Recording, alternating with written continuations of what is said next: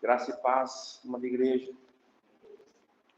Abram comigo a palavra de Deus, por favor.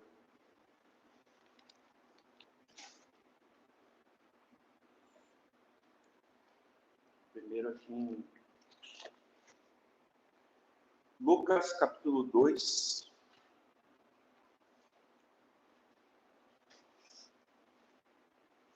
Versículo 25. Lucas capítulo 2, versículo 25. Eu vou ler um pouquinho rápido, porque não estava no cronograma aqui, mas o cronograma é do Espírito Santo. Amém? Havia em Jerusalém um homem cujo nome era Simeão. E este homem era justo e temente a Deus, esperando a consolação de Israel. E o Espírito Santo estava sobre ele. E fora-lhe revelado pelo Espírito Santo que ele não morreria antes de ter visto o Cristo do Senhor. E pelo Espírito foi ao templo, e quando os pais trouxeram o menino, Jesus, para com ele procederem segundo o uso da lei, então o tomou em seus braços e louvou a Deus e disse: Agora, Senhor, despedes em paz o teu servo, segundo a tua palavra. Enquanto nós cantávamos, me lembrei dessa passagem registrada no Evangelho de Lucas. E sabe, meus irmãos, todos nós precisamos ter essa experiência aqui de Simeão. Porque todos nós, até encontrarmos com Cristo, estávamos mortos.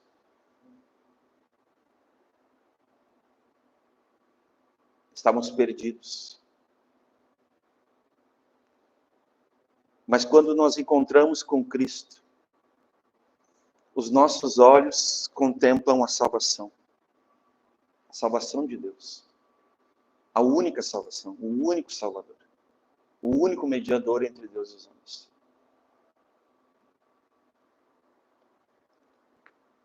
Eu quero também que os irmãos abram comigo em Mateus, nessa mesma linha dos cânticos que nós cantamos.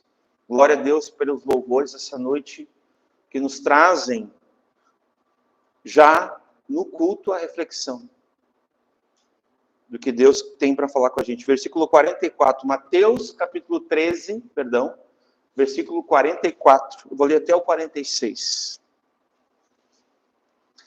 Mateus 13, 44, a palavra de Deus diz assim: Também o reino dos céus é semelhante a um tesouro escondido num campo, que um homem achou e escondeu.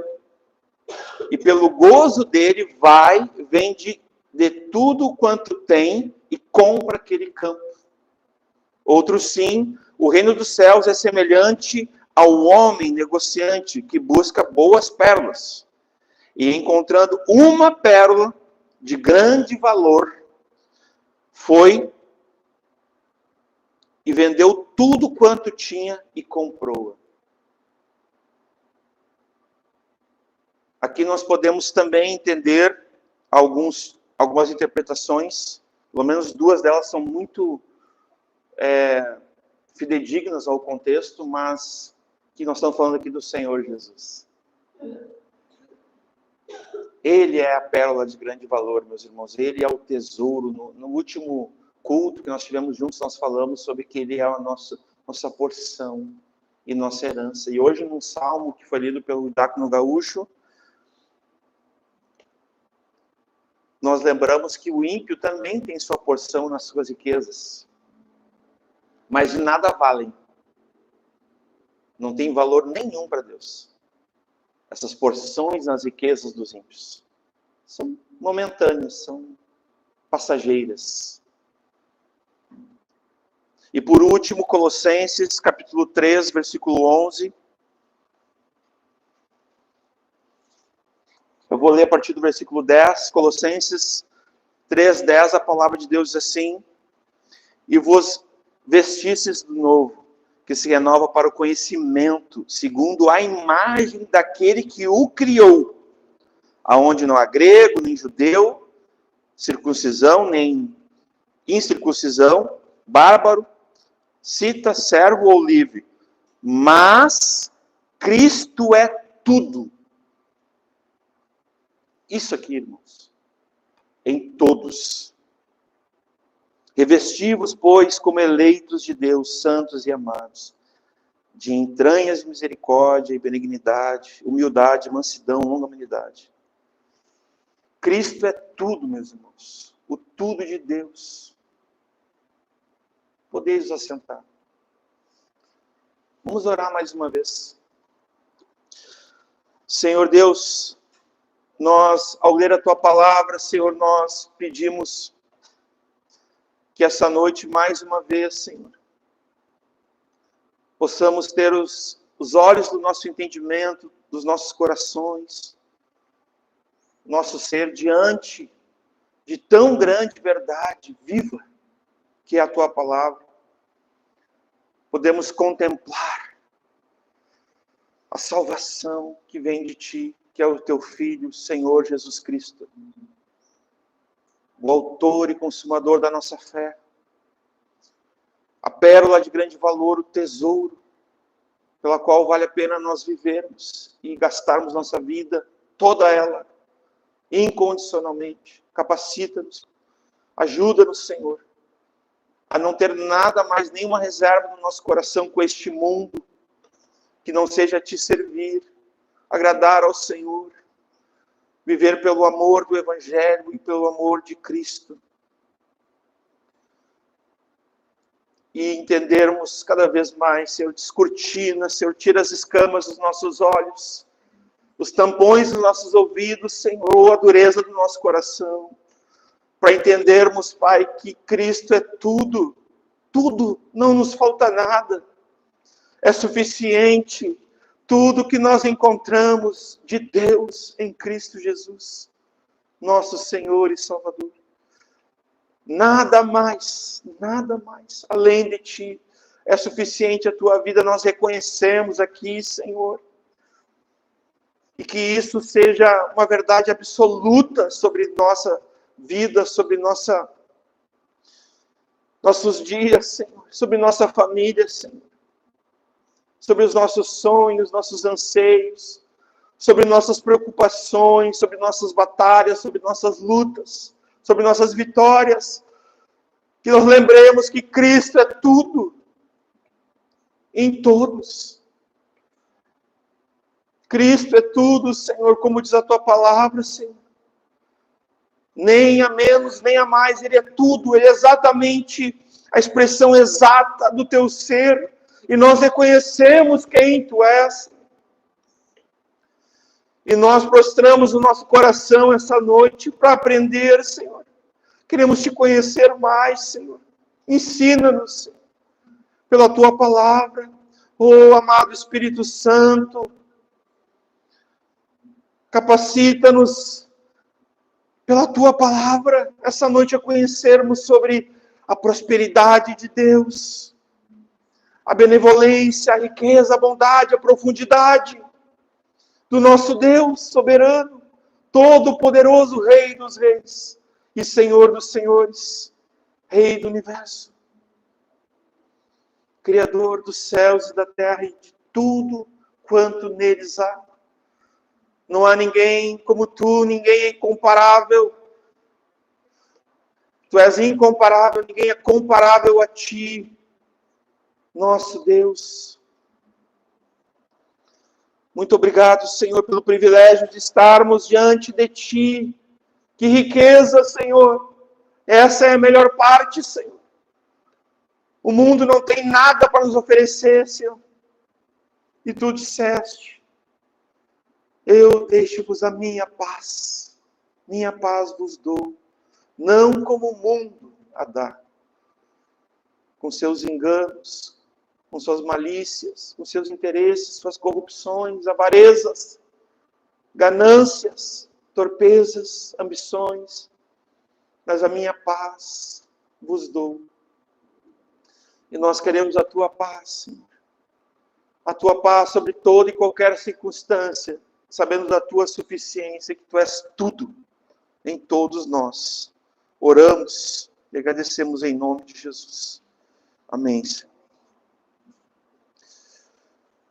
Glória a Deus, irmãos. Nós vamos dar continuidade essa noite sobre essas heresias do movimento do neopentecostalismo, movimento neopentecostal. E uma dessas heresias, meus irmãos, nós temos que ter um equilíbrio para falar dela, porque ela tem uma distorção. Ela se chama teologia da prosperidade. Os irmãos já devem ter escutado. Mas fato é que o nosso Deus, ele não só é próspero, quanto ele prospera o seu povo. Ele se agrada nisso. E ele nos instrui a orarmos, a buscarmos uma vida próspera, sabia? Então nós não vamos nem demonizar e nem exaltar ao ponto de colocarmos nosso coração nas bênçãos sem intencionalmente adorarmos o abençoador. Porque às vezes, afinal de contas, a gente fica muito preso às provisões, nos preocupamos com as provisões, não é verdade? Quem nunca, né? Mas nós temos o provedor. Pertencemos a ele. Então queremos ter uma medida em contraste, como temos feito desde o ano passado, sempre contrastando sobre a prosperidade de Deus bíblica, o alinhamento com isso, e sobre a teologia da prosperidade desse movimento do neopentecostalismo, que é uma heresia. Porque é como se ela obrigasse a Deus, pelas minhas obras, a me abençoar. É como se Deus me devesse alguma coisa. Então, de fato, é uma heresia. Então, nós vamos tratar, quando nós falarmos o termo teologia da prosperidade, os irmãos já sabem que é uma heresia perigosíssima, de perdição, inclusive, aonde um Deus que barganha, ou nós, né? Ou seja, no céu, Deus realiza a sua vontade, mas aqui na terra, eu, homem, realizo a minha vontade. É uma heresia. Porque muitos buscam essa teologia da prosperidade com textos bíblicos. E muito bem embasados, muitas vezes. Só que eles distorcem. Então, são distorções da verdadeira prosperidade bíblica. E é um desafio para nós falar sobre isso. Nós vamos estar falando, né, desde já. Eu trouxe aqui alguns livros que vão falar desse assunto. Em especial, esse aqui do Po Yong-Shu, que é um coreano, é um herege, escreveu muitos livros. Eu ainda tenho essas obras para... Uma hora eu vou queimar elas fazendo churrasco, não sei. Mas esse aqui, Soluções para os Problemas da Vida. Daí um dos primeiros pontos aqui, irmãos, é como ter uma vida próspera. Como alcançar a prosperidade com determinações, com aquela teologia também do determinismo, né? De decretar, né? Do positivismo. O pastor Michael falou, eu trouxe esse livro aqui em especial pela última ministração, Confissão Positiva, Há Poder em Suas Palavras. Esse livro aqui fez um estrago na igreja brasileira. Isso aqui é pura confissão positiva, se torcer. Esse livro aqui é de Don Gossett. Creio que é assim que se fala. Não é brasileiro, tá? Mas também suas palavras estão carregadas com uma dinamite, e há poder em cada uma delas.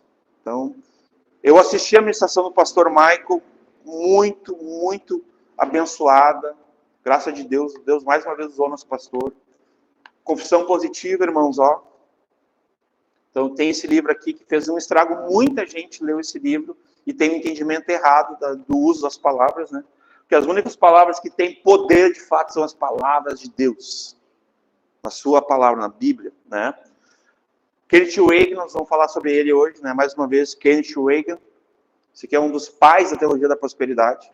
Nas Américas é ele. Tá? Ele vai falar aqui sobre crescimento de prosperidade como se fosse uma coisa espiritual, simplesmente, né? Ou seja, se tu não é próspero, ou é porque tu não tem fé, ou porque tu tem demônio. Olha o absurdo, irmãos. Isso é heresia. Se uma pessoa não tem prosperidade, ou seja, riqueza, ou ela está em pecado, também tem essa possibilidade também. Esse movimento crê nisso, irmãos.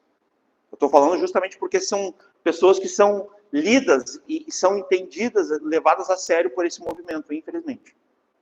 Porque eles carecem da palavra, da Bíblia, e não tem uma ignorância bíblica, então eles acabam aceitando. Então, ou tu tem demônio, ou tu está em pecado, ou tu não tem fé.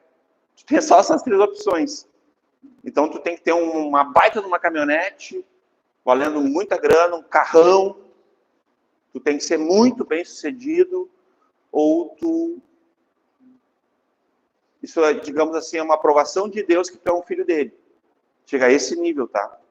Só para os irmãos entenderem. E mais alguns livros aqui. Esse aqui é o Teologia das Boas Obras. Ele é um livro complicado, porque ele trabalha questões sociais, que é da Teologia da Libertação. Nós vamos falar um pouquinho hoje dela ali, bem rapidamente, porque ela é muito semelhante à Teologia da Prosperidade. Ela é um viés ideológico. Foi trabalhado pela Missão na íntegra durante muitos anos. Esse livreto é baseado nisso. Teologia das Boas Obras, Teologia Social, né? E só para deixar uma coisa clara, irmãos, até eu já conversei com o pastor Maico, uma hora nós vamos falar o que são as boas obras, biblicamente, nós vamos mostrar para os irmãos quais são as boas obras, embora está muito claro na Escritura, mas porque há distorções das boas obras. Isso aqui é uma distorção real das boas obras. Porque isso aqui condiciona a Deus a nos abençoar pelas nossas obras. E de forma social, viu? Então é chamado de teologia social da igreja também. Então a gente tem que ter cuidado com essas questões. Aqui tem os livros, né? Mas vamos lá. Pode passar ali, filho. Movimento do neopentecostalismo. Pode passar. Nós temos esses assuntos ainda, os objetivos de tratar, né? Hoje nós vamos falar sobre teologia da prosperidade. Depois nós vamos dar continuidade, pastor Michael e eu, né? Pode passar. Então, aqui, ó, no neopentecostalismo, irmãos, nós temos tipo um tripé que caracteriza todo o movimento, tá? O pastor Michael já falou da confissão positiva. Hoje eu vou falar sobre teologia da prosperidade, né? A próxima pode ser, talvez o pastor Michael retome, deve falar sobre cura divina. Essas três teologias, irmãos, distorcidamente, elas acabam entrando como se fossem heresias, tá? Elas não necessariamente seriam teologias saudáveis e bíblicas, mas nós encontramos prosperidade na teologia bíblica? Sim. Nós encontramos cura divina, a cura bíblica? Sim. Nós encontramos confissão positiva? Não. Esse não. Quase que eu ia só ouvir vocês, eu ia esperar vocês, mas não deu para fazer, né? Então, as igrejas neopentecostais podem ser caracterizadas através de três vertentes doutrinárias, ou as ênfases, né? Que são essas três aqui. Pode passar, filha. Ó, o mercado da fé. Abram comigo em 1 Timóteo 6, de 9 a 10. Nós vamos falar de falsos mestres da riqueza, né? 1 Timóteo 6, de 9 a 10. Mas os que querem ser ricos caem em tentação, né? E em laço, em muitas concupiscências, né? Desejos desenfreados, né? Concupiscências loucas e nocivas, que submergem os homens na perdição e ruína. Olha só a gravidade, irmãos. Então, esses homens que buscam essas riquezas, que têm essa vaidade, esse desejo desenfreado, são homens normalmente ambiciosos, avarentos, gananciosos. É essa a qualidade de homens, tá? Pode passar ali, filho. Porque o amor ao dinheiro, vamos ler esse versículo juntos? Vamos lá, 1, 2, 3. Porque o amor ao dinheiro é a raiz de todos os males. E nessa cobiça, alguns se desviaram da fé e se transpassaram a si mesmo com muitas dores. A queda, a ruína, irmãos. O descaminho de quem coloca o amor, de quem ocupa o seu coração indevidamente ao dinheiro, né, a esse Deus, Mamon, né, aonde Cristo vai chamar de Senhor. Nós já comentamos algumas vezes aqui, né, de Kyrios, a expressão usada no grego. Ela é para perdição, irmãos. E é uma ruína, uma queda muito alta. Então, esse texto muito propício, né? Daria para ler todo o capítulo, viu, irmãos? Uma sugestão. Todo o 1 Timóteo 6, vale a pena ler. Vocês vão entender muito bem o contexto. O Gaúcho usou uma expressão hoje aqui. Não é por nós mesmos, né, Gaúcho? Nós todos recebemos o Espírito Santo, né? O dom de Deus. E a palavra de Deus que é viva à medida que nós estamos com o Espírito Santo. O próprio autor, né, que inspirou, né, ele nos dá a iluminação e entendimento a todos nós. E nós já podemos ver na vida do diácono, né, uma graça inicial, assim, sobre a pregação. É muito notório na tua vida isso, né? Tu já tem.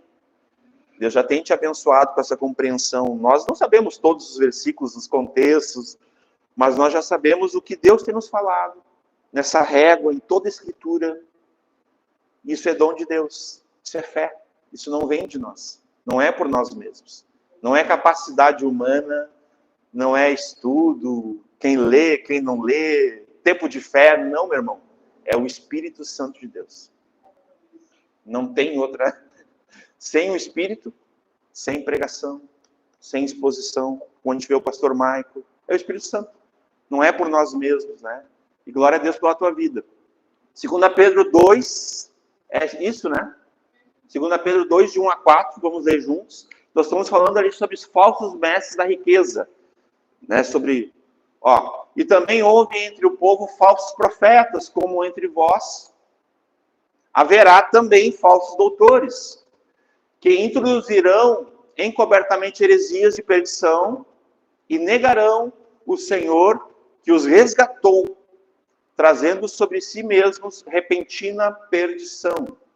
E muitos seguirão as suas dissoluções, pelas quais será blasfemado o caminho da verdade.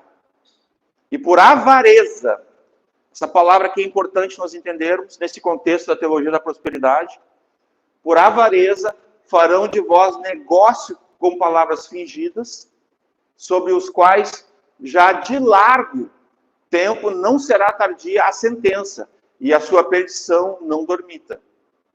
Porque se Deus não poupou os anjos que pecaram, mas havendo-os lançado no inferno, né, os entregou às cadeias da escuridão, ficando reservados para o juízo. Né? É de 1 a 4, né? Tá bom aí. O contexto, irmãos, é que esses falsos mestres da riqueza, esses mercenários, esses mercadores, eles estão atuantes desse movimento, irmãos. Muitos usam do próprio púlpito, dos ministérios, digamos assim, de uma certa autoridade eclesiástica para enriquecimento ilícito. Eu quero mostrar uma coisa para os irmãos, mas antes nós vamos ler, volta ali naquela... Ali, ó, crentes sedentos por riqueza. Vamos combinar uma coisa, irmãos. Nós temos os comerciantes da fé, os mercadores, os falsos líderes, falsos pregadores, de forma geral, ok?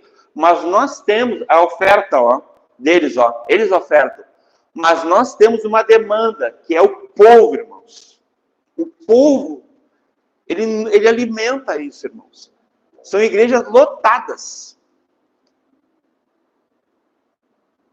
Igrejas lotadas, irmãos. Basta alguém dizer, não, lá eu fui lá e enriqueci. Não é assim que eles falam, né? Isso aí foi eu que falei. Lá eu prosperei. Essa é a expressão que a gente não pode tornar pejorativa. Nós não podemos tornar a expressão bíblica de prosperar negativa, não é. Ela é bênção, amém? Quem quer prosperar, né? Com a bênção de Deus, pela vontade de Deus. Eu quero. Quem não quer, né? Poxa. Ó demanda, somos consumidores. Então nós temos aqueles, né? Teologia da avareza. De Balaão, exatamente. Né, que depois a gente vai lendo, né, os apóstolos, e até em Apocalipse, né, falando contra, né, Balaão, né, os ensinamentos dele. Bota aí, filho. O 14 e o 16. Vamos ler, ó, esse texto o pastor Michael lembrou aqui. Tendo os olhos cheios de adultério, né, e não cessando de pecar, então, obstinados, né? Lembra a pessoa obstinada, né? Não cessa, ela segue no pecado, né? Não cessando de pecar, engodando as almas inconstantes, tendo o coração exercitado na avareza. Exatamente, né? Filhos de maldição, os quais, deixando o caminho direito, erraram seguindo o caminho de Balaão. É até aqui? Aqui? Interessante, a avareza é um desejo incontrolado, irmãos, de ter, de não compartilhar e querer ter mais que o suficiente. É uma mistura de ambição, entendeu? Com ganância, tá tudo junto, irmãos. Tá tudo ligado um pecado no outro, de forma drástica, nos leva à ruína, né? Nos torna cegos, arrogantes. Irmãos, às vezes, até no meio da igreja, um irmão começa a prosperar e revela o coração dos outros irmãos. Isso também é pecado. E às vezes esse irmão que está prosperando também, se ele não sabe o porquê que ele está prosperando. Vocês lembram que João, ele orou pelo filho na fé, quando eu expus as epístolas de João, eu falei sobre Gaio. Quem lembra? Que eu dei uns exemplos até que Deus, ele levanta no meio da igreja irmãos abençoadores, irmãos prósperos, que esses irmãos vão poder abençoar os demais. Isso é bíblico, irmãos. Isso é prosperidade de Deus. Então a gente sabe que no meio da igreja sempre vai ter um Gaio. E a gente deve orar por isso, viu? O apóstolo João orou por isso. Orou para que Gaio tivesse saúde, prosperasse, continuasse tendo semente na sementeira para abençoar os missionários, para que a palavra de Deus crescesse na pregação. Olha que riqueza é isso, irmãos. E tem tantos outros exemplos que a gente poderia citar nesse aspecto. Não só de João e Gaio, né, o filho na fé dele, né, o discípulo dele. Mas que a gente também possa enxergar no nosso meio também, né? Que os nossos irmãos, que todos venham a prosperar para que nós sejamos o quê? Abençoadores. Investidores do reino de Deus. Da proclamação do evangelho. Né? Pode voltar lá, filho. Então, aqui, ó, 2 Timóteo 4, o 13 e o 4. Aqui é a demanda, aqui são os consumidores. Então, eu mostrei aqui os comerciantes, a oferta. Agora, eu vou mostrar a demanda nesse meio neopentecostal. Tá? 2 Timóteo 4, 13 e 4. Porque virá o tempo em que não suportarão a sã doutrina, mas, tendo coceira nos ouvidos, amontoarão para si doutores, conforme as suas próprias concupiscências, seus desejos, e desviarão os ouvidos da verdade, voltando às fábulas, né? Tá bom. Então nós temos oferta e demanda. Nós temos os falsos líderes, pregadores, mercenários, comerciantes, mas nós temos um povo, irmãos, infelizmente, um povo cego, que alimenta esse tipo de lobo. Nós temos. Pode ver, tu vai nessas igrejas. Eu vou mostrar uma coisa, mostra aquele link. Isso eu vou mostrar aqui. Eu trouxe um link, eu quero mostrar uma coisa para vocês. Obrigado, filho.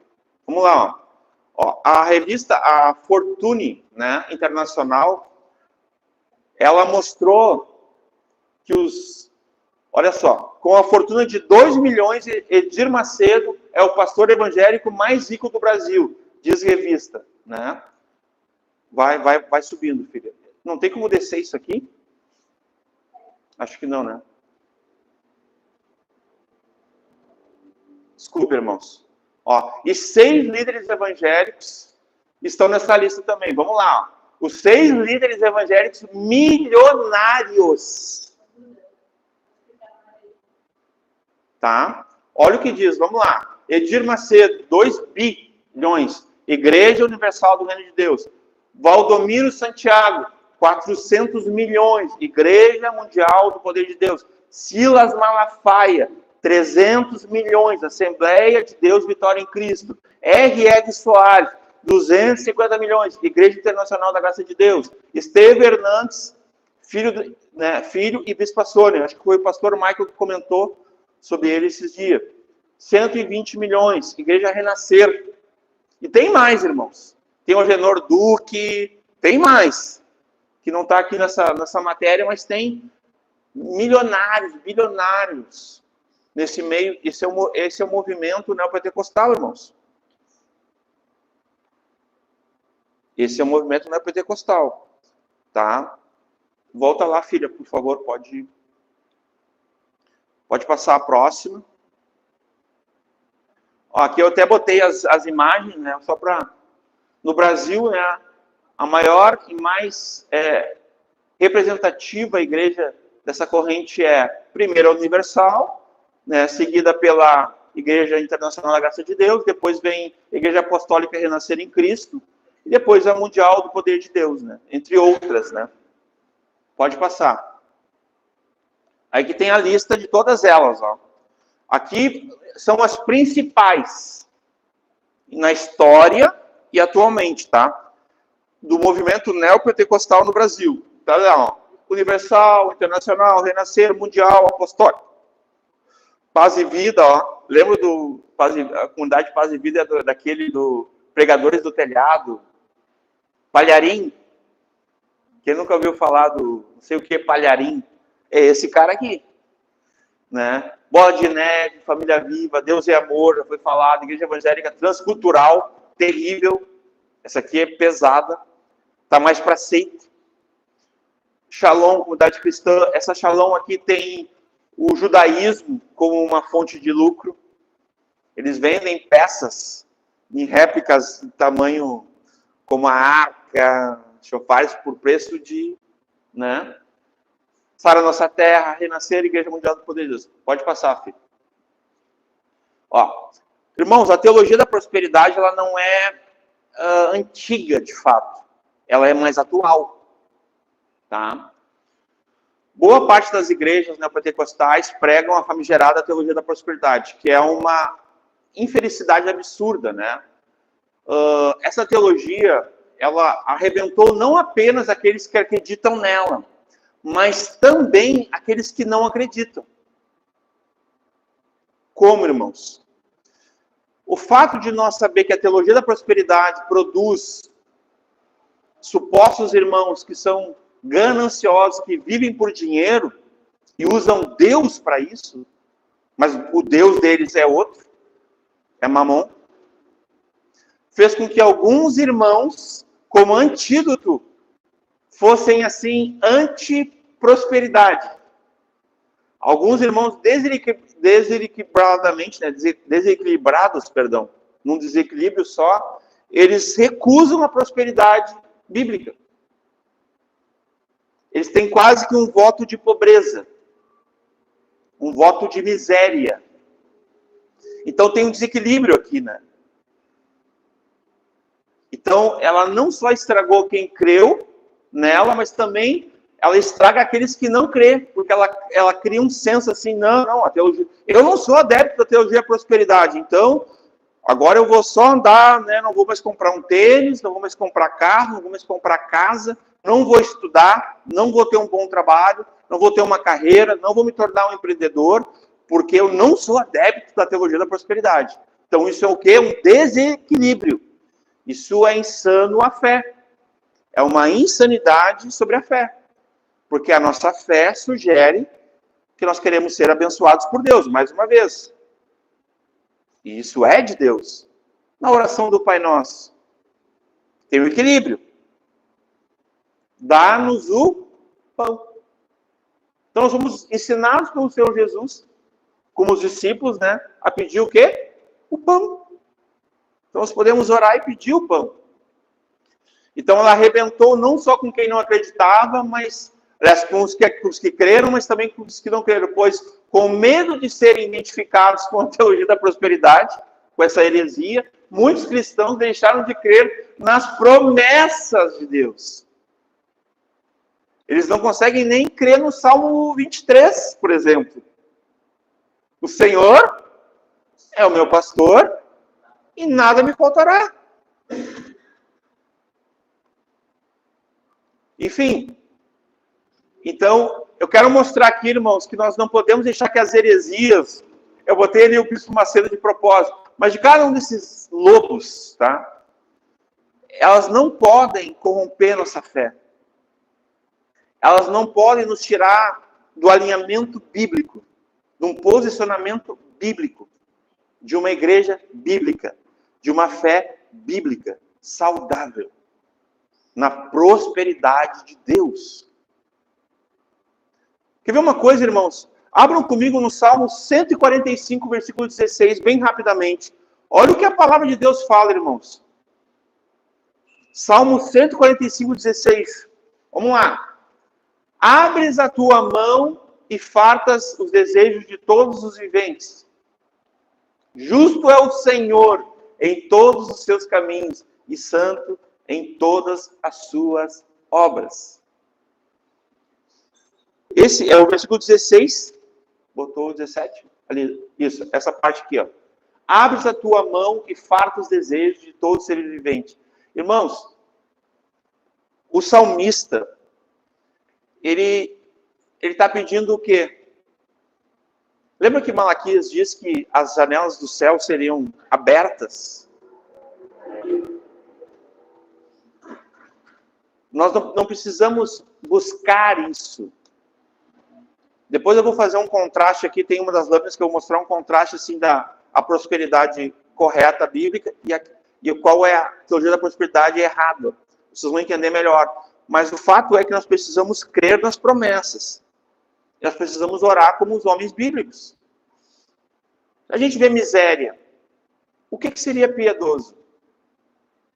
Não seria orar para que Deus prospere. Miséria em Capão. Miséria no bairro Rainha do Mar, lá em Xangri-Lá. Qual que seria o ideal? Orarmos por prosperidade, por emprego, pela mão de Deus, pela benevolência, misericórdia e graça de Deus. Deus prosperasse aquele lugar, sim ou não? Isso é piedade, isso é uma vida piedosa, irmãos. É assim que um crente piedoso, sincero, verdadeiro, bíblico, ele faria. Ele não teria medo de orar, Senhor, prospera esse bairro, prospera essa cidade. Pelo contrário, ele ia orar como o salmista orou, né? Mas a gente tem que ter uma consciência, quer ver? Ó? A consciência que o povo de Israel recebeu do próprio Deus em determinada situação. Deuteronômio 9, 17 e 18. Esse texto aqui foi muito interessante. Eu já conhecia ele, mas essa perspectiva, ó. Deuteronômio 9, 17 e 18. Então, peguei das tuas tábuas e os arrojei de ambas as minhas mãos, as quais quebrei diante dos vossos olhos. E me lancei perante o Senhor como antes, 40 dias e 40 noites. E não comi o pão nem bebi água por causa de todo o vosso pecado. Eu acho que não é esse o... Eu notei errado.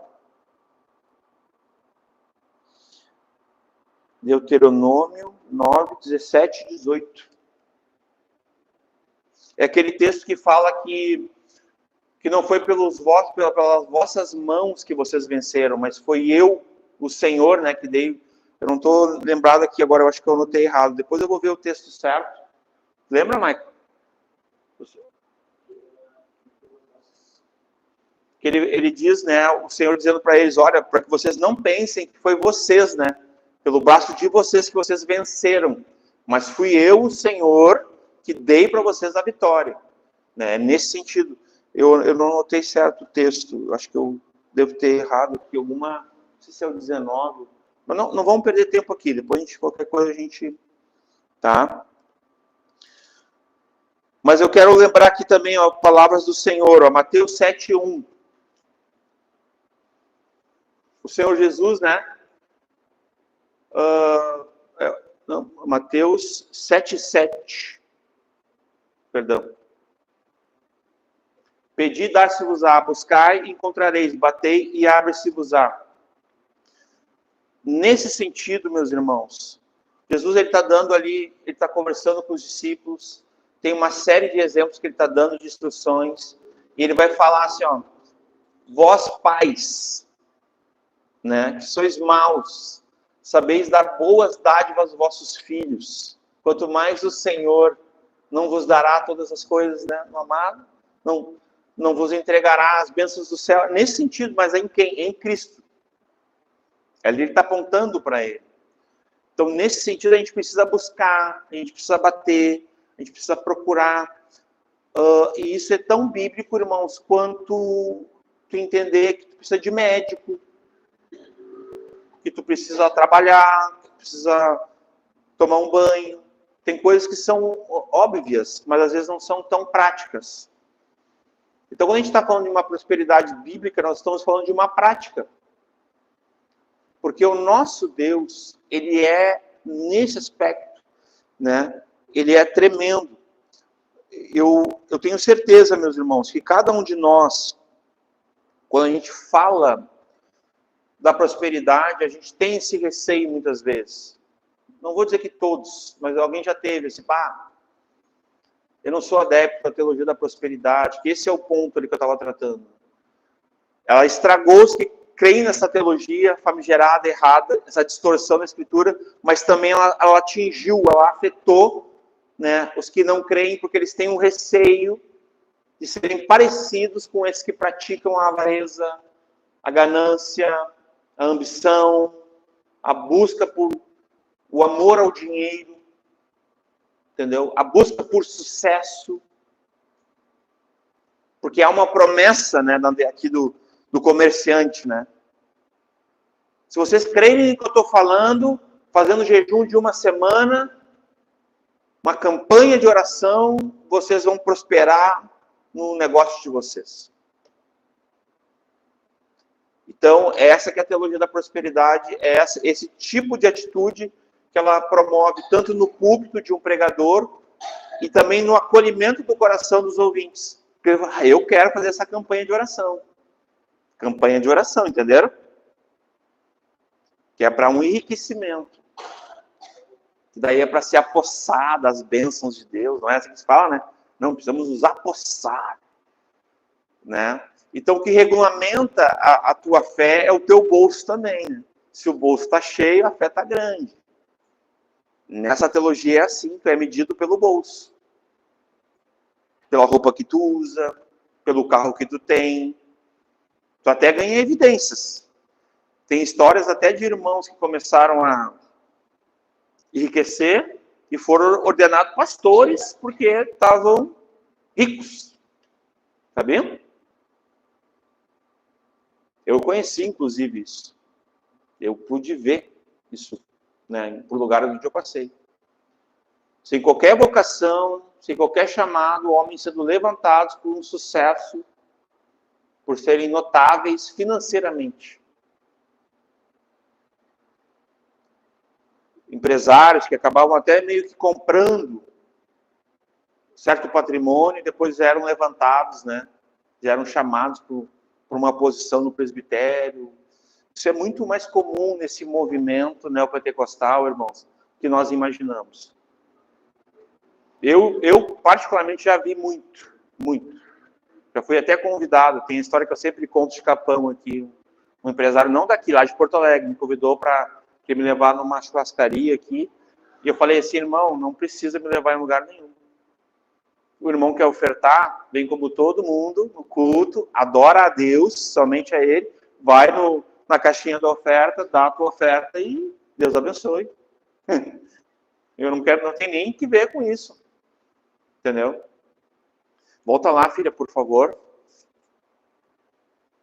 Então, quantas vezes nós fazemos isso, irmãos? Tem uma heresia e nós respondemos a essa heresia com um erro doutrinário ou com uma posição errada, sabe? É nesse aspecto. A gente vai estar diante de uma heresia, que é a teologia da prosperidade, mas a gente também, com medo de ser reconhecido, a gente acaba errando com um erro doutrinário, com um erro teológico. A gente não entende que a gente pode prosperar, que o nosso Deus é abençoador e que a gente pode ter a intenção de ser um abençoador. Porque Deus dá semente aos que semeiam. Sabia? Essa é a palavra de Deus. Se Deus te abençoa financeiramente, tem um propósito, meu irmão, minha irmã. Para que tu possa abençoar o teu próximo. E que comece pela tua família e comece pela igreja que tu serve. E depois o mundo. Depois. O mundo vem depois. Primeiro os da fé, os domésticos da fé, os familiares da tua casa, e depois os outros. Existe até isso, irmãos. Quando a gente fala em abençoar, em servir. Isso nós vamos aprendendo na Escritura essas questões. Né? O que muitos fizeram foram, né, para o meio... Olha que interessante isso, né? Por exemplo, teve uma época que os cristãos, eles entendiam que eles não tinham mais que ter um contato com o mundo. Então, que eles viraram tipo ermitões, tipo meio hippie, assim, meio naturalista, foram para o meio do mato. Isso teve numa época da igreja também, no Brasil, inclusive. Comunidades cristãs que fizeram voto de pobreza, ou de miséria, não sei como é que se chama, mas é tipo isso, fizeram um voto de não se amoldar. Tu vê as distorções? De se amoldar ao mundo, aí foram para o meio do mato para não, né? Para não seguir o capitalismo, que eles julgavam ser uma coisa de Satanás, entre outras coisas. E muitos desses aí adotaram o socialismo, que é o mais engraçado de tudo, né? É beira a incoerência total, né? É uma insanidade, porque eles viraram adeptos de Marx, de outros, do comunismo de forma geral, que é a religião de Satanás, vamos combinar, como já disseram, né? Há muito tempo. Então nós devemos ouvir, né, os pastores bíblicos em relação às bênçãos de Deus, às promessas de Deus, às profecias de Deus, à prosperidade de Deus pela Escritura. Mas nós não devemos ouvir os pastores da prosperidade, os falsos pastores, ou pregadores, poderia substituir essa palavra por pregadores, falsos mestres da prosperidade, das riquezas, né? Esses comerciantes, mercadantes, a gente não deveria ouvir eles, não. Então, às vezes, a gente está ali no rádio, escutando, né, uma rádio gospel, sabe? É gospel, né? Gospel fora, né? O gospel e tal, está escutando lá um R.R. Soares. Não, irmão, não escuta. Não escuta. É um herege. O R.R. Soares... eu posso depois passar o vídeo para quem quiser. Isso está na internet. Ele diz que quem não der dízimo e oferta não vai ser salvo. Disso depende a salvação. Vocês estão entendendo? Isso é uma heresia, irmãos. De um falso pregador, de um falso mestre. Não tem como, irmãos... Não tem como uma pessoa, o fato de ela não dar o dízimo, ela perder a salvação. Não tem como. Mas sim, um salvo, ele vai ter o compromisso da graça, né? Da liberalidade, o compromisso de retornar ao Senhor aquilo que é para sustento da sua casa, as ofertas e os dízimos. Não como lei. Embora antes da lei já tinha Abraão, Jacó, né? Depois Moisés, ele fundamenta essa lei dos dízimos na antiga aliança, mas que ela segue, né, com o princípio. E é interessante porque daí o povo de Deus já tinha essa prática, No Novo Testamento, o que ele faz? Ele vê as características, você vai ver ali, 2 Coríntios 8 e 9, lá os capítulos que vão falar muito claramente sobre isso. Eles vão pensar assim, não, nós vamos seguir exatamente isso aqui, porque isso aqui combina exatamente com a nossa prática desde a época de Abraão, de Jacó, de Moisés. Então, era uma coisa que veio da fé bíblica, irmãos. É uma prática bíblica. É uma maneira, irmãos, os dízimos e as ofertas é um princípio geral do reino de Deus. É um princípio de aliança de Deus. Não está restrito à lei. Não é esse o ponto. Porque muitos se apegam à lei para não dar o dízimo. Por incrível que pareça. Sendo que a lei de Deus é perfeita, perpétua. E ela deixa reto o caráter do homem. Porque ela representa as ordenanças de Deus, os mandamentos de Deus. Então, o princípio geral do reino de Deus, o princípio geral da aliança, da generosidade, da voluntariedade, da constância, entendeu? De forma proporcional, como uma expressão de gratidão, de adoração, pode ser visto no teu dízimo? Claro que pode. Deve. Nesse aspecto. Na tua oferta? Sim, meu irmão. Sim, minha irmã. Mas que seja por amor. Por consciência, né, do teu cristianismo, do teu compromisso, porque Deus não nos deve nada. Nós cantamos hoje aqui. Mas nós devemos tudo a Ele. E essa que é a questão. Quem de nós, que nem o Gaúcho falou hoje, nosso diácono, né, poderia acordar e dizer, Senhor, eu não te devo nada, já dei o dízimo. Está respirando, meu irmão, já está devendo. Deu a primeira respirada, já deveu. Respirou misericórdia, né? Que nem diria o Spurgeon, né? Já está devendo. Acordou ali. Respirou misericórdia, está devendo. E o irmão está devendo amor para o outro irmão. Amemos uns aos outros. Que é o que nós devemos, né? E para Deus devemos tudo. Pode passar, filho. Então vamos lá. O que seria de fato a teologia da prosperidade? Ela é uma heresia em primeiro lugar, porque mede a sua fé pelo seu bolso. Eu botei de propósito isso aí. Ela é uma heresia, irmãos, mas ela é muito sutil, muito sorrateira. Porque ela mede a fé do cristão, nesse meio neopentecostal, pelo bolso. De quanto ele contribui e de quanto as pessoas veem que ele tem, que ele ostenta. Hoje eu não vim com meu tênis branco, né? Podia ter vindo. Aquele tênis eu ostento, né? Pai de menino, né? Tipo, é brincadeira que eu faço, né? Boto o tênis branco, eu me sinto mais jovem, assim, né? Pai de menino, né? É ostentação para mim, né? Faz tempo que eu não tinha um tênisinho, né? Como é que é da hora e tal, Então, a pessoa é medida pelo bolso, irmãos. E é uma coisa totalmente antibíblica, irmãos. Vamos dar 2 exemplos aqui, ó, Lázaro. Quem lembra de Lázaro? O rico e o Lázaro. Meus irmãos, eu até escrevi aqui, ó. O exemplo já servia. Um exemplo já servia, amém? Já seria suficiente, mas vamos ver 2, porque Paulo a gente não pode esquecer. Paulo tinha uma lista de 5 aflições que ele sofria. Fome, nudez, sede. Meus irmãos, Paulo, se alguém dizer, Deus não amava Paulo. Os adeptos dessa heresia não entendem como Paulo padeceu, irmãos.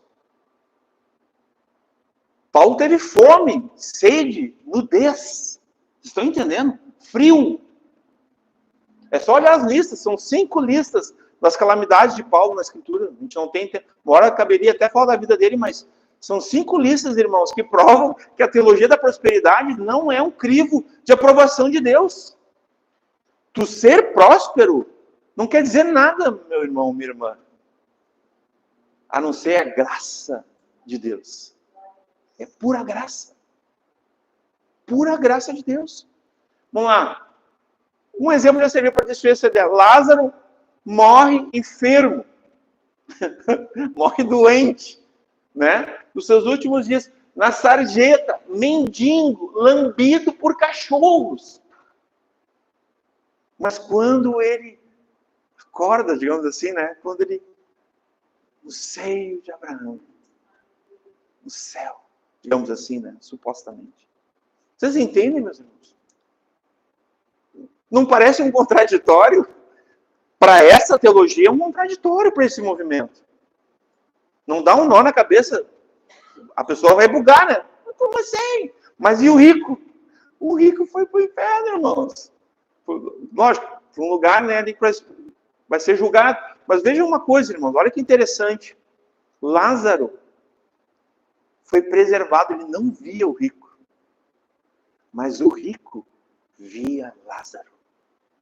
Vocês estão entendendo? A intencionalidade. Então, as pessoas estão buscando o que nessa vida? Sucesso, dinheiro, enriquecimento. O que garante o que, irmãos? Essas são as propostas da teologia da prosperidade, vocês sabiam? Medir as pessoas pelo bolso, pelo status, pela condição, pela ostentação. / bênção. Só que não, né? Só que não. Não é. Irmãos, uma pessoa ter sucesso no seu emprego, muitas vezes, pode ser até uma permissiva de Deus para tratá-la, viu? Sabiam disso?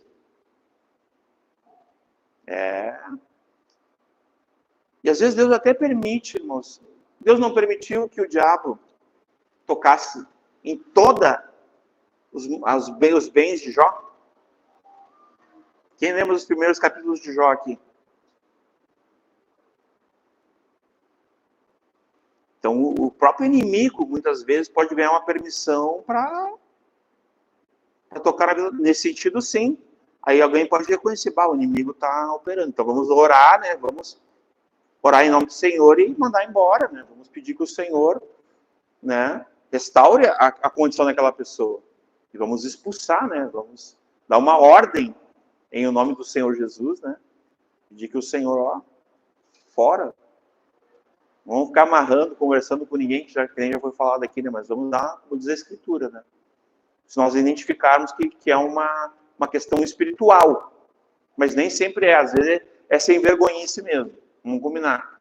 Às vezes é ganância, às vezes é desejo, é torpe desejo, é concupiscência mesmo. A pessoa quer enriquecer, quer ter dinheiro, quer, né, priorizar isso, né, na sua avareza e tal. O outro exemplo é Paulo, né?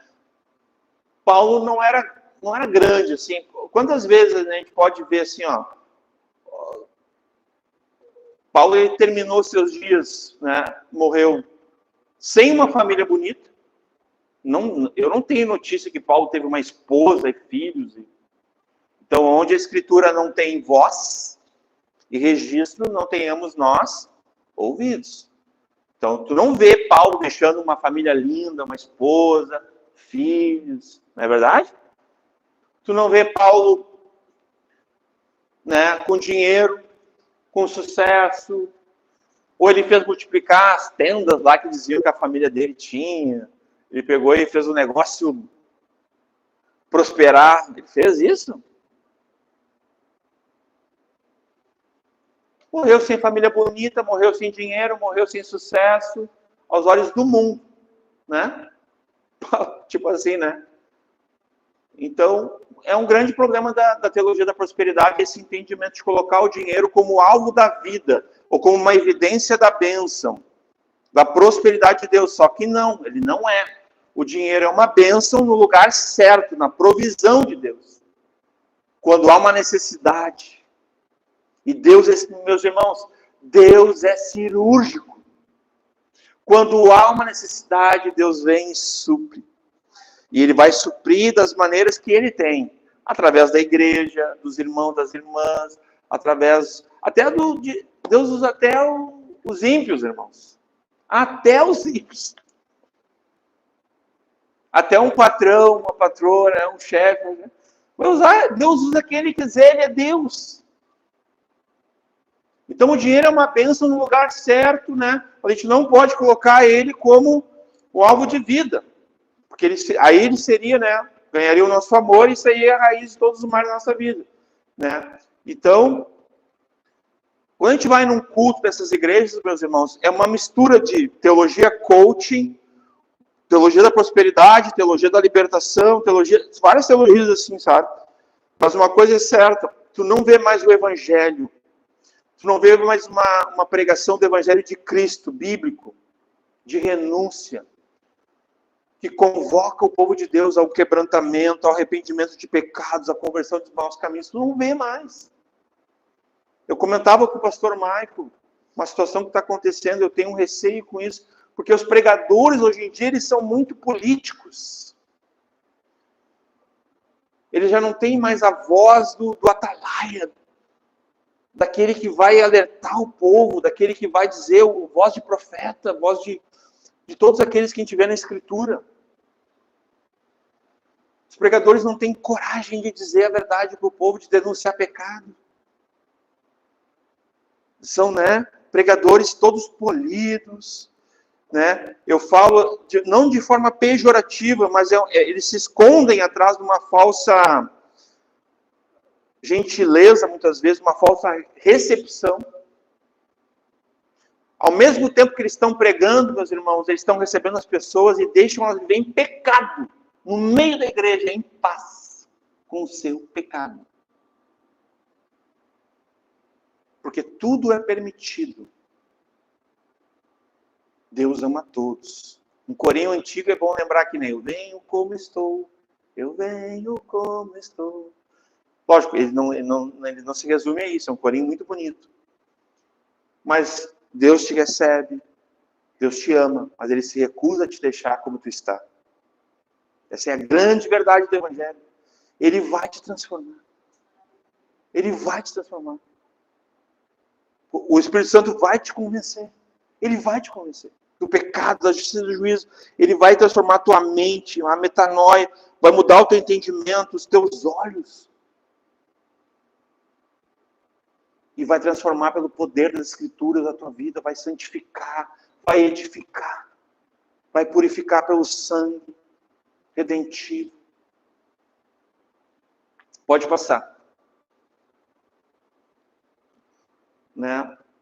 Ela é conhecida também como Evangelho da Prosperidade. Por quê? Porque ela tem essas nuances, que nem eu citei para vocês. O Evangelho é o poder de Deus, o Evangelho de Cristo. Como diz na ACF, que algumas Bíblias já comeram essa parte também. Mas o Evangelho de Cristo, como o pastor Michael sempre frisa para nós, ele é o poder de Deus para a salvação de quem crê. O R.R. Soares, quando ele fez essa afirmação que quem não dá o dízimo vai herdar o inferno, ele transformou isso equiparando ao quê? Ao Evangelho. Tem uma expressão, é uma condição sine qua non, que se a pessoa não der, como lei, como obrigatoriedade, ela não vai herdar o reino dos céus, irmãos. Porque ele vai dizer que ela é o ladrão de Malaquias 3. Ele faz uma aplicação desonesta. Mesmo que a pessoa ela tenha a graça de Deus, irmãos, ela vai nos trabalhar a deliberalidade, que é a voluntariedade, é quando proporcionalmente eu já entendo como funcionava o dízimo, a oferta, e eu vou para que seja justo.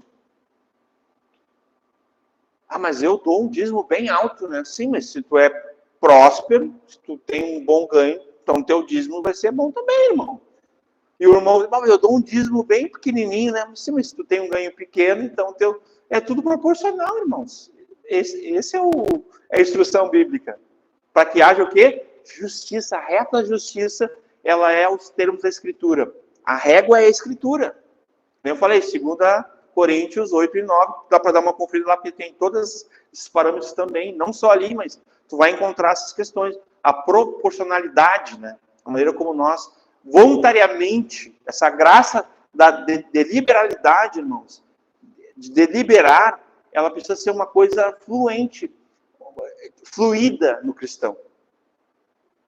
De uma certa forma, também é uma evidência que tu é salvo, viu? A generosidade, essas questões são importantes lembrar. Então, vamos lá. Essa doutrina teológica neopentecostal, segundo, né, tem abundado a questão material, né, seria a questão que é o desejo de Deus para os seus fiéis, a fé. O discurso positivo, né, as doações para ministérios, os cristãos sempre irão aumentar sua riqueza material, né? O fiel sempre vai ter, assim, a evidência material. É isso que a teologia da prosperidade promete. Mas sabe que tem uma verdade aqui, irmãos? Quem prega a teologia da prosperidade enriquece, ilicitamente. Mas os fiéis não enriquecem, sabia? É raríssimo. A maioria está tudo com dívida na pindaíba. Mas os que ainda deu certo, eles chamam para dar publicamente na TV testemunho, né? Depoimento. Não, eu vim, fiz a corrente, e os 300 e não sei quantos, impor as mãos, me ungiram com óleo. Parece um corredor polonês, né? Tu passa ali, os caras, dá até medo, né? E depois daquilo ali, é uma empresa, né? Irmãos, é terrível isso. Igreja Universal do Reino de Deus faz isso. Há muitos anos. Tem o culto da lua, que é para te enriquecer na virada da lua. Tem uma história muito bizarra, irmãos, que eu nem vou entrar aqui, tá? Essa questão aí.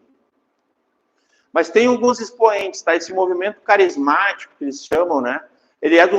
Lembra que eu falei que é mais recente, então é de 1980.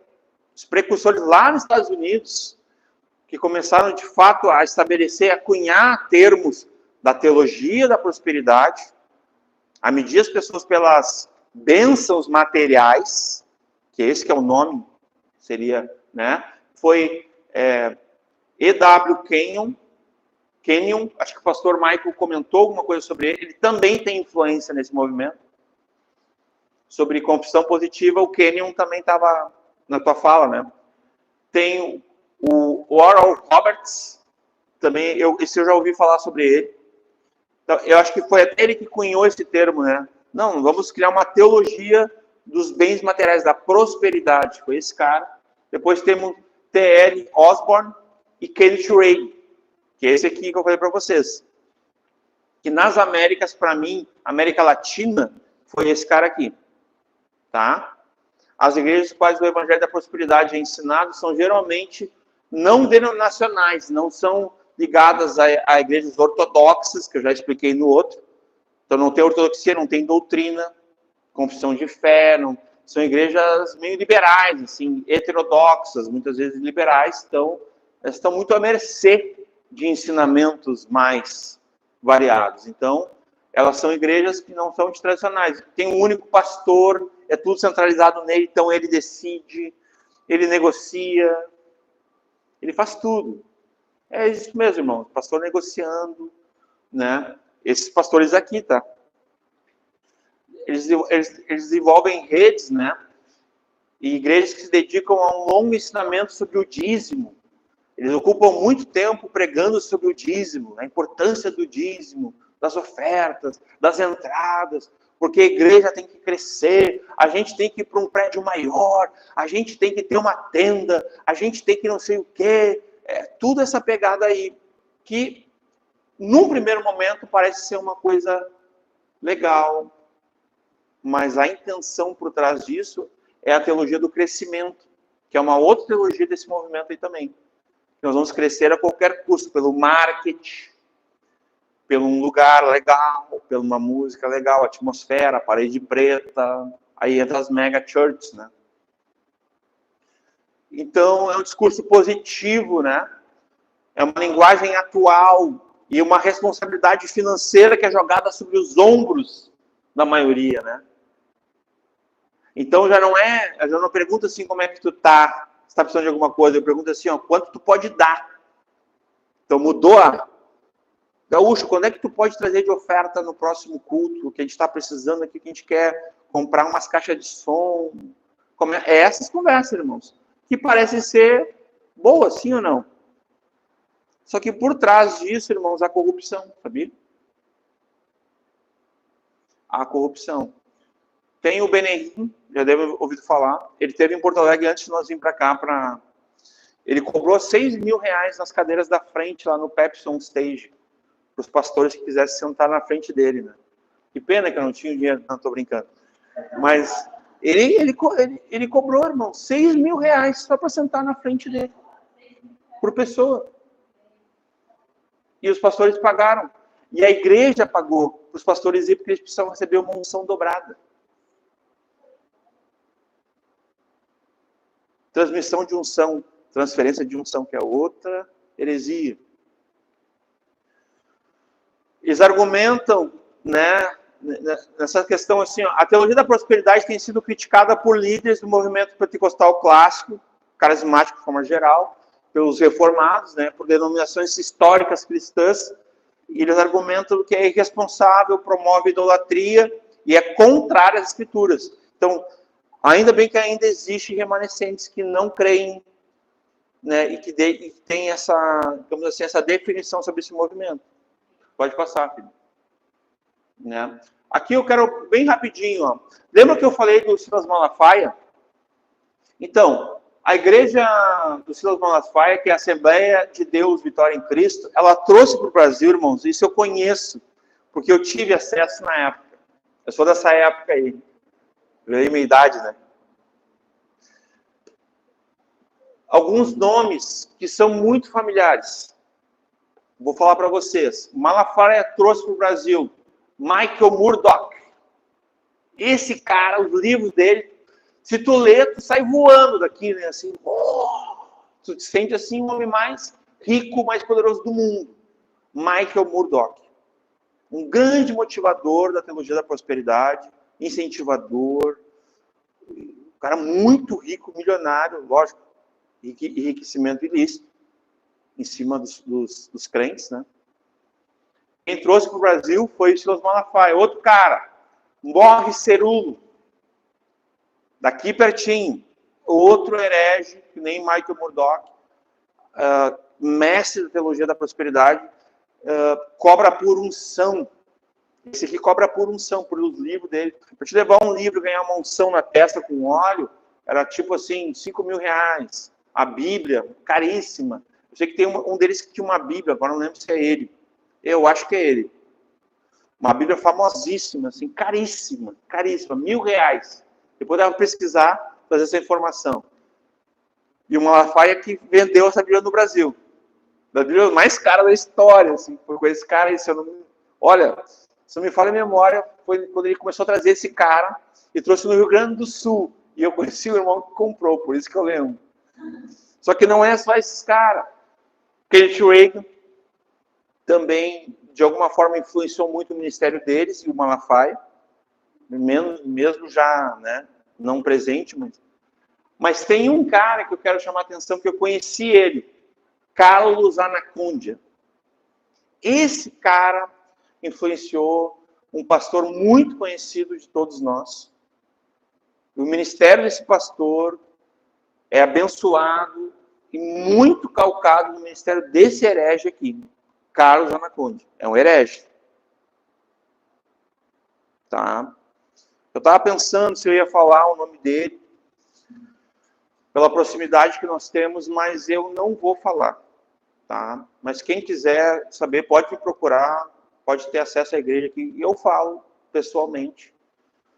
Mas tem um ministério muito conhecido de todos nós aqui, que esse cara aqui é um dos pais do cabeça lá, do papa desse ministério, é o Carlos Anacondia. Tá? Que é outro que o Malafaia também trouxe para cá, o Brasil, e apresentou para toda a pastorada.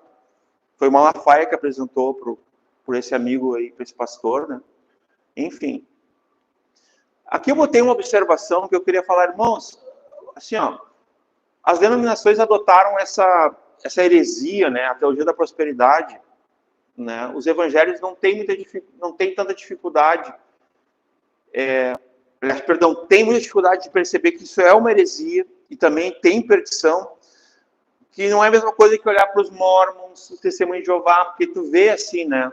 Os testemunhos de Jeová vão negar a divindade de Cristo, os mormons vão negar que Cristo é eterno, entre outras coisas. Os adventistas vão dizer que teve o juízo investigativo, que Jesus contaminou o céu com o sangue dele, que levou com os pecados nossos, e aí vai ter que levar o diabo lá para jogar os pecados no diabo, e o diabo salvaria o céu, e assim salvaria Jesus e toda a humanidade, que é uma heresia de perdição do Adventismo. Então, é fácil tu reconhecer numa seita uma heresia de perdição. Ok? Mas quando tu olha para o movimento neopentecostal, é difícil tu reconhecer uma seita. Porque eles não negam que Jesus é Deus. Mesmo que eles usem o nome de Jesus para enriquecer. Para ganhar dinheiro. Mas eles não vão negar, dizer, não, Jesus é Deus. Eles vão crer, irmãos, direitinho, igual a gente. Em teologia certinho. Então, é muito difícil tu conseguir saber assim, ó. Nesse movimento neopentecostal, algumas igrejas viraram seitas, tá? Mas pro final nós vamos falar sobre isso. Não hoje, eu digo, no final dessa série. Tem igrejas que viraram seitas. Não tem mais como considerar irmãos. Tá? Mas esse movimento é complicado, tá? Então, assim, ó, esses teólogos, esses influenciadores desse movimento que ele ganhou corpo nos Estados Unidos e no Brasil a partir da década de 80, eles são da década de 60, alguns. Kenyon, Kenneth Reagan, alguns são mais antigos que eles influenciaram a próxima geração. Só que hoje nós temos pastores, tem um pastor, eu não anotei o nome dele, eu ia falar, isso aí eu ia falar. Ele é bem novo, ele é um alemão, assim, fala bem, boa pinta, muito conhecido, acho que ele é da Lagoinha até. Diz que é um bom pregador, algumas pessoas dizem, que ele pegou um relógio e leiloou num culto, que é um relojão, assim, caríssimo. Está na internet isso aí. Pastor que leiloa relógio em culto, alegando que seria para oferta, para o ministério, para doação e tal. Era um relógio caríssimo. Ele fez um leilão em culto, irmãos, no meio da pregação. Então não tem mais limites, irmãos, para essa heresia, para a teologia da prosperidade. Infelizmente não tem. André Fernandes. Eu vou falar aqui. André Fernandes. Ele leiloou, está na internet. Não é eu que estou dizendo. Está registrado para todos verem. É um relógio, se não me falha a memória. Quanto é que foi o valor? 32 mil reais, irmãos. Isso é coisa de um pastor fazendo um púlpito, meus irmãos. O púlpito é para nós com temor e tremor, com humildade, que nem o diácono fez hoje, né? Muito humildemente, eu gostaria de poder... A pessoa ter respeito, reverência, temor, tremor com a Escritura, de abrir o texto bíblico, de ler, de tentar compartilhar com a igreja, pelo Espírito Santo da Palavra de Deus. Aí o cara chega lá e faz um leilão de um relógio, meus irmãos.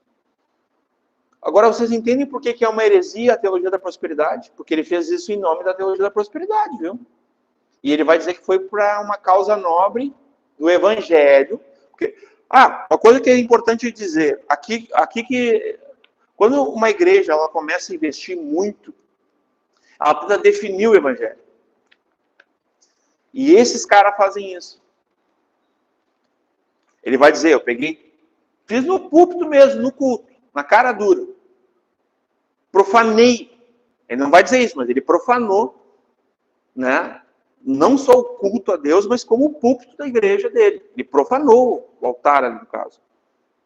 Esse cara aí. Ele vai dizer que foi para evangelização. Foi para ajudar os pobres. Isso é evangelho. Que é a frasezinha pronta, né? Isso é evangelho. Ele enche o peito, né? A gente sai para a rua e ajuda os pobres. Isso é evangelho. É uma coisa muito interessante quando a gente escuta isso. As pessoas tentando definir o evangelho com obras. Mas são as mesmas pessoas que não têm coragem de dizer para um pecador: você precisa te arrepender, você está indo para o inferno. E de ajudar aquela pessoa, né? E de cooperar com o Senhor Deus para que ela conheça o evangelho de Cristo, que é o poder de Deus para a salvação, que ela venha a crer, para que aquela pessoa realmente se converta dos maus caminhos. Mas ela tem coragem de ir lá, porque ela faz, né, a selfie, né? Entregando comida para os pobres. É desse jeito, irmãos. Isso é o que o meio neopentecostal faz muito bem feito. Porque lembram que eles têm um departamento. A igreja histórica ainda não tem isso. Igrejas tradicionais não têm departamentos de marketing, tá? Mas as igrejas neopentecostais todas têm departamento de marketing. Igual o nosso aqui, que é a Marina, a Duda, a Carol, não, tô brincando. Né? Mas elas têm departamento de marketing, irmãos. Na verdade, não é departamento, é ministério de marketing. Pode procurar, tem umas que vai chamar, aqui o Ministério do Marketing. Já acrescentaram um serviço dos santos lá, né? O marketing trabalha, que daí tem que divulgar a nossa obra, entendeu? Esse tempo atrás eu ouvi essa expressão. Nós temos que divulgar as nossas obras. Né? Então pode passar. Não, aqui é só um pouquinho. A teologia da liberdade. Então, o que acontece, né, o que aconteceu com a teologia da libertação, né, eu vou usar aqui como um exemplo, já estou me encaminhando para o final. A teologia da prosperidade é muito parecido o princípio, né? Na década de 60, esses teólogos eles começaram a trabalhar um tema que é muito caro para a Bíblia, que é a questão da humanidade, a pobreza, os necessitados, os pobres, os enfermos. Então tem uma análise de uma teologia tão nociva quanto da prosperidade. Vou apresentar rapidamente ela aqui, ó. É a teologia, pode passar. Teologia da libertação. É um movimento que começou na Igreja Católica e a Igreja Protestante copiou. Olha que interessante. 1960, ela defende a fé cristã, deve lutar, né, politicamente, socialmente, contra o quê? A pobreza. Né? Contra a injustiça e opressão. Vocês lembram quando os judeus receberam Jesus? Qual era o Jesus que eles queriam? Eles queriam um Jesus político, um libertador, um Jesus tipo um Che Guevara, assim, um ativista, sim ou não? Não é essa a impressão que a gente tem ao ler o Evangelho? A impressão dos judeus ali, né? Não, nós queremos tipo assim, eles queriam um Barrabás, mas um Barrabás poderoso, de fato, né? Então é daqui que vem essa ideia, irmãos. É a mesma ideia, distorcida de quem é Jesus. É um desconhecimento da cristologia, de quem é Jesus. Quais as principais características do movimento da teologia da libertação que atua nesse movimento neopentecostal? Ele analisa a realidade social de onde ele está, ele mapeia, porque ele precisa de um lugar para se promover. Então, à medida que ele serve os pobres, ele se promove. Ele ganha evidência. Então, ele vai analisar a realidade social, ele vai buscar auxiliar os pobres, oprimidos. Ele fundamenta-se em princípios do evangelho, só que é um evangelho social, que nem a missão integral dizimou o Brasil ensinando esse tipo de evangelho, em definição. Ele interpreta, preste atenção nessa palavra aqui, ó, ele interpreta os ensinamentos de Jesus. Então não está dizendo aqui que ele segue o que está na Bíblia sobre Jesus, está dizendo que é uma interpretação, que começou lá na Igreja Católica, que é uma seita herege por heresia de perdição, maligno. Transforma os pobres e a pobreza no quê? No centro de uma ação histórica, de uma ação social, de algo que vai promover eles. Esse movimento defende que a salvação não é mais espiritual, mais física. Ou seja, às vezes eu estou conversando com alguns irmãos, nós já nos conhecendo mais, alguns irmãos já viram isso em mim. Assim, maninho, queria pedir oração lá pela Suzana. Aí eu sempre falo a mesma coisa assim, ó, ela conhece Jesus? Por que eu sempre pergunto isso, irmãos? Porque isso é o que importa. Não é que eu esteja ignorando que a Suzana precisa ser curada, que ela precisa de emprego, eu não estou ignorando isso, irmãos.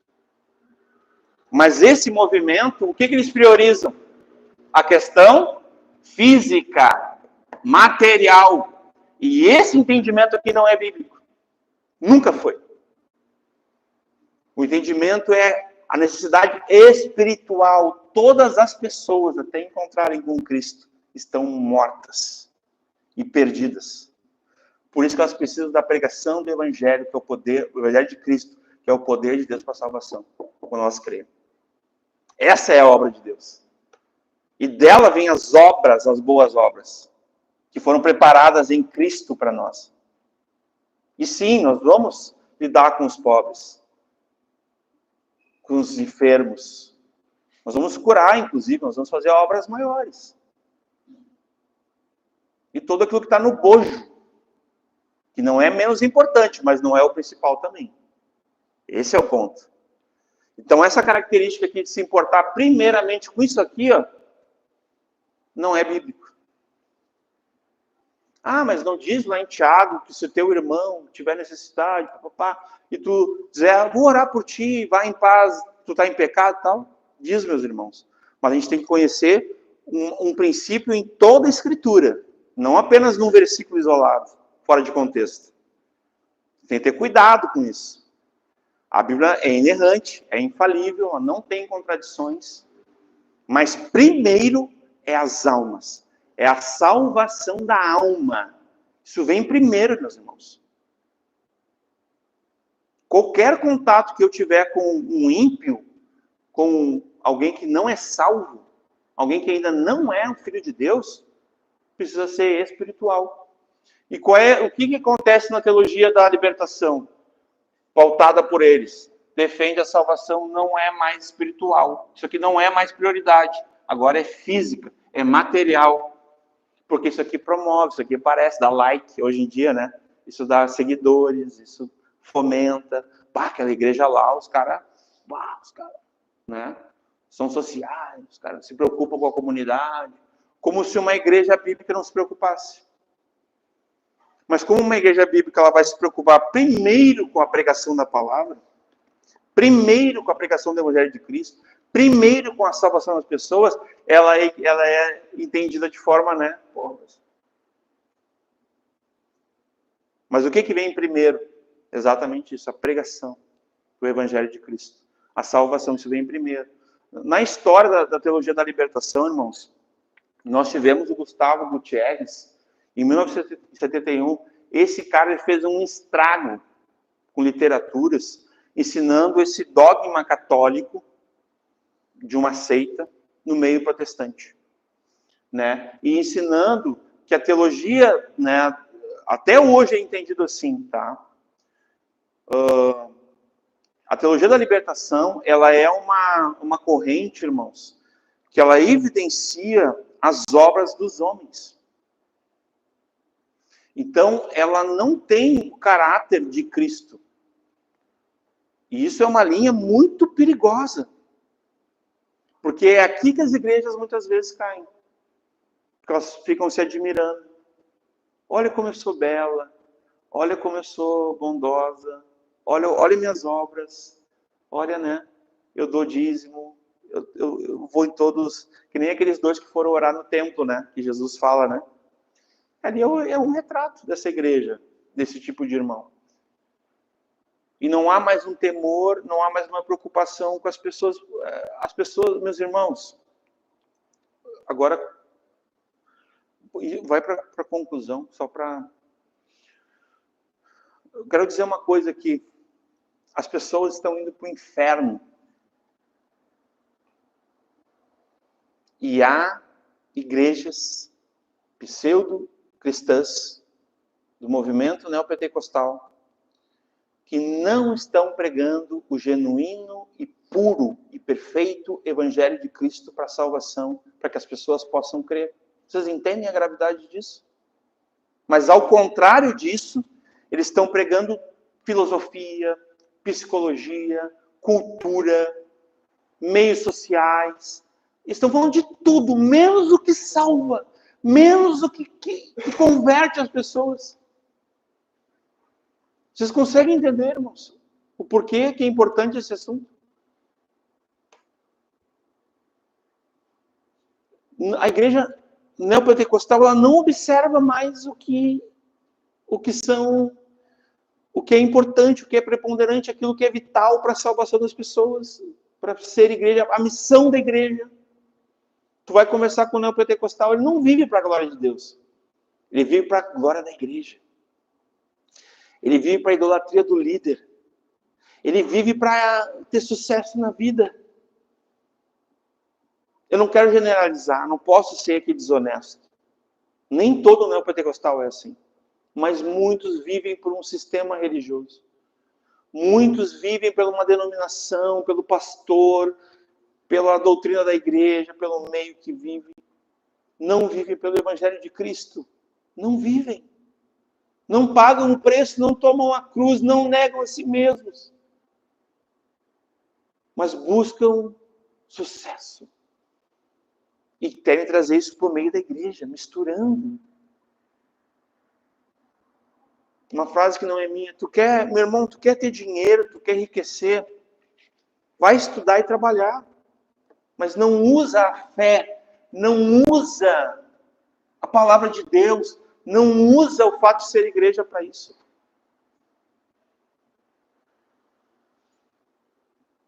Não mistura as coisas. Isso se aplica à igreja neopentecostal, meus irmãos. Que Deus nos livre, continue nos conservando sóbrios na Escritura sobre esse aspecto. A riqueza não é aprovação da parte de Deus para ninguém. Porque até tem muitos ímpios que são muito mais ricos, extremamente ricos e bem-sucedidos que até que os cristãos, irmãos. Então, não é um crivo de Deus alguém ser rico. Esse é abençoado. Nunca foi, irmãos. Volta ali, filha, só um contraste. Aí, o outro. Aqui, ó. Isso aqui é interessante, irmãos. Eu realmente preciso só ler isso aqui, ó. A teologia da prosperidade, ou seja, a prosperidade, biblicamente, ela vai estar certa no que diz que Deus tem prazer em abençoar seus filhos com bênçãos materiais. Mas ela erra quando deixa de dizer que qualquer bênção vinda de Deus é graça e não é um direito que nós temos e podemos reivindicar e exigir de Deus porque damos dízimos e ofertas e praticamos boas obras. Não, meus irmãos. Se nós temos a coragem de cantar, restitui, quero de volta o que é meu, aquele cântico, né? Bizarro. A gente tem que estar pronto para o chão se abrir e a gente cair para o inferno, para o abismo. Essa que é a verdade. Porque é isso que a gente merece. O inferno, porque nós somos pecadores. Mas em Cristo nós somos salvos. E herdamos o céu. E temos a graça salvadora por meio da fé em Cristo Jesus. Que nos salva de nós mesmos, do pecado, do mundo maligno, do inferno, Satanás. Então, ela acerta quando diz que podemos pedir as bênçãos materiais, mas erra quando deixa de dizer que Deus tem o direito de negá-las quando achar por bem. Deus é Deus. Ele vai dizer não, muitas vezes. Moisés ouviu de Deus? Não. Ele chorou, ficou triste lá, porque não ia poder entrar em Canaã, meus irmãos. Que Deus disse, a terra que emana leite e mel. Olha aí, ó, prosperidade de Deus. E Deus disse para ele não. E ele pediu, não pediu? Paulo não pediu 3 vezes sobre o espinho na carne, lembram? O que Deus disse para Paulo? Não. Mas a minha graça te basta. Eu vou te capacitar. Na tua fraqueza. Vou fazer forte. Vou fazer forte. Jesus. 3 vezes orou. Pai, se possível, passe de mim esse cálice. O que Deus disse para ele? Não. Será que a gente está pronto para ouvir não de Deus? Porque eles dizem que Deus vai dizer, se tu declarar, né, a expressão, né, declara, é a confissão positiva daí, ó, determina, vai acontecer, porque Deus ele se converte a ti, vai fazer a tua vontade, não a dele. A dele é boa, agradável e perfeita, mas a tua também é boa, né? Ruim pra caramba, mas nesse caso é boa, né? Na teologia da prosperidade.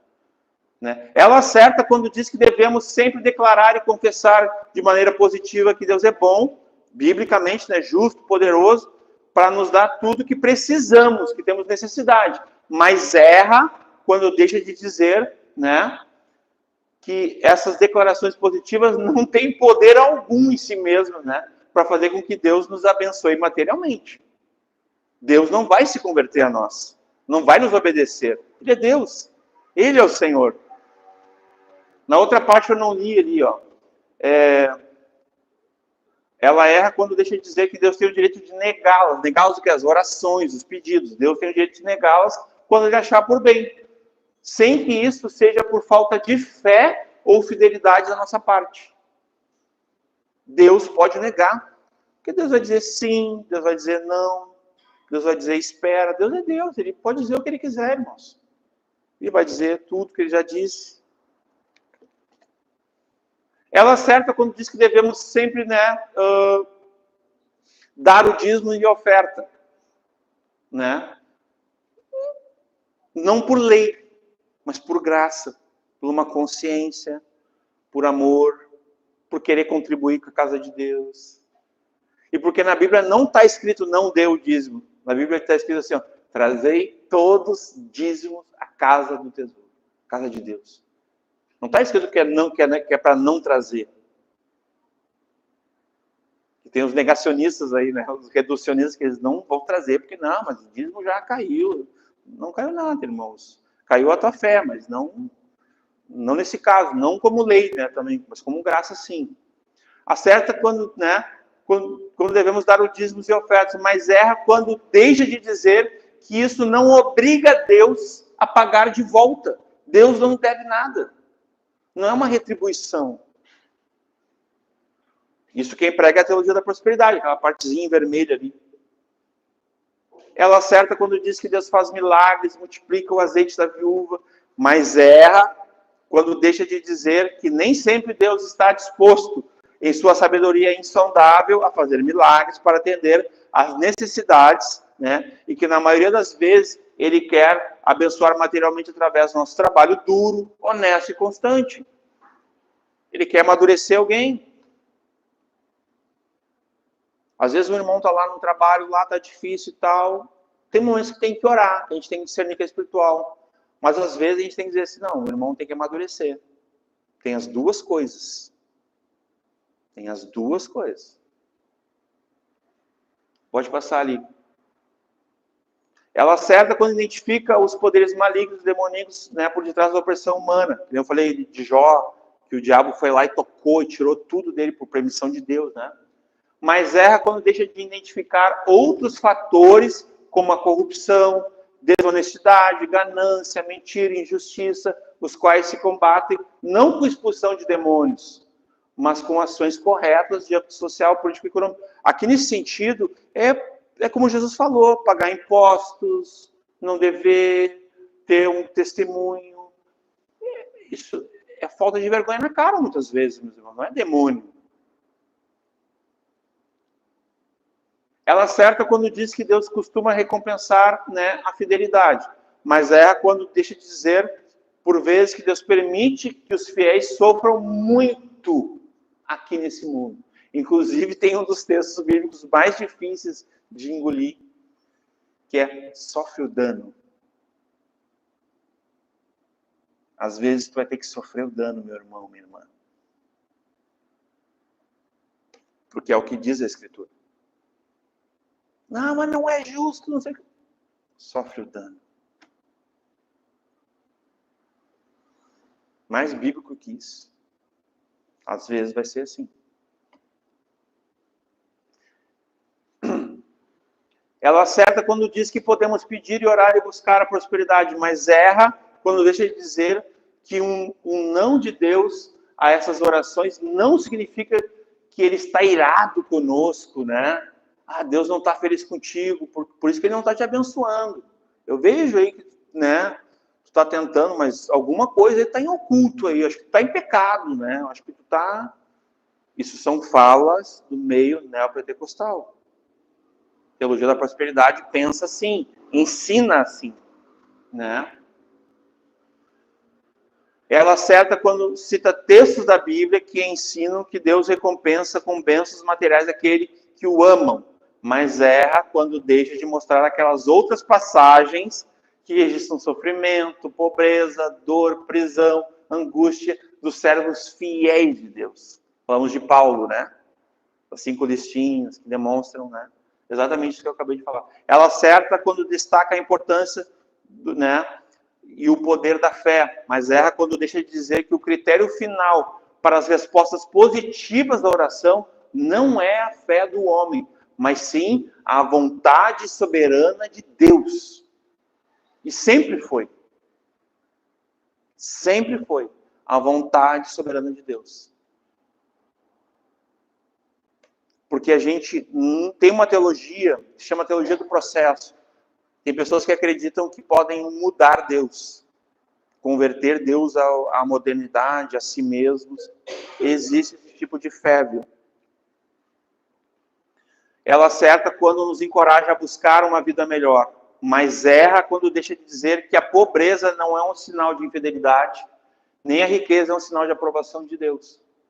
Nós vamos conhecer irmãos muito felizes, muito alegres, muito prósperos, que não têm nem dinheiro para uma passagem, irmãos.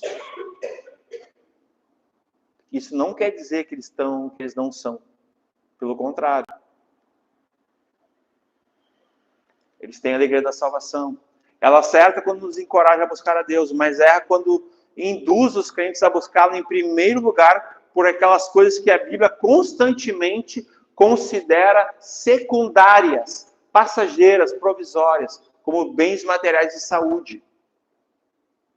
Ou seja, não prioriza a salvação.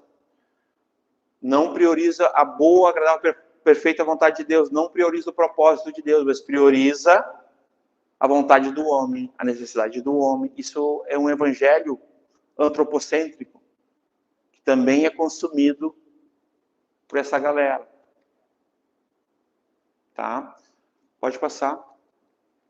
Como conclusão, eu não vou ler aqui para nós ganhar tempo, mas eu quero só ler a última página ali, essa sim. Nós somos advertidos, meus irmãos, pela Bíblia, dos falsos profetas, como nós lemos hoje no início. Que eles viriam e eles iam levar muitos ao engano e até heresias de perdição, a tratar o nosso Deus soberano de qualquer maneira. Eu escrevi aqui, ó, esses falsos profetas, eles mercadejam o evangelho, né, para enriquecer a custa dos incautos, desses que são ignorantes, desses que não conferem e também alimentam esse tipo de homem. Eu botei ali, eu até me arrependo de botar, mas assim, ó, isso é irritante, sabe? Muitas vezes. Porque é guia de cegos, mas é intencional, é sorrateiro. Porque no fim, Deus não é o alvo. Cristo não é sobre Jesus. É sobre o homem. É o homem querendo ser abençoado. Então, esses falsos profetas da prosperidade, às vezes, né, junto com o povo, com essas igrejas lotadas, eu falei várias vezes, né, o povo quer benefício. Ele está indo atrás de Deus pelo que Deus pode dar, né? O nome da Igreja Universal, irmãos, isso aqui eu tinha que escrever. Em outros países de língua espanhola é Pare de Sofrer. Não é a Igreja Universal, é esse nome aqui.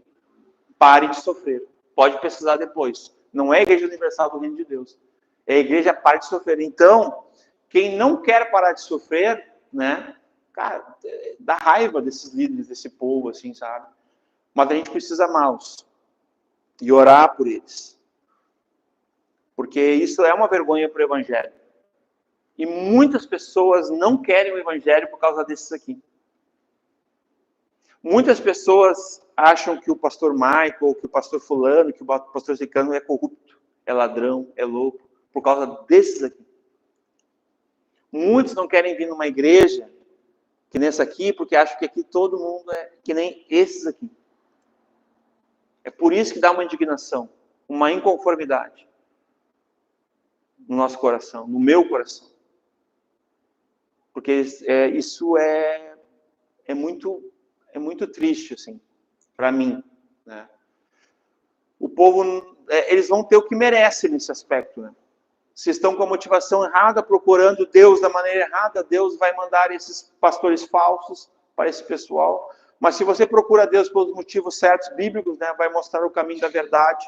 Deus vai lhe dar às pessoas, pastores, que vão pastorear você dentro do temor do Senhor, né? O Senhor, na sua palavra, diz: eu vos darei pastores segundo o meu coração. Eles vão apacentá-los com sabedoria, com inteligência, com temor, né?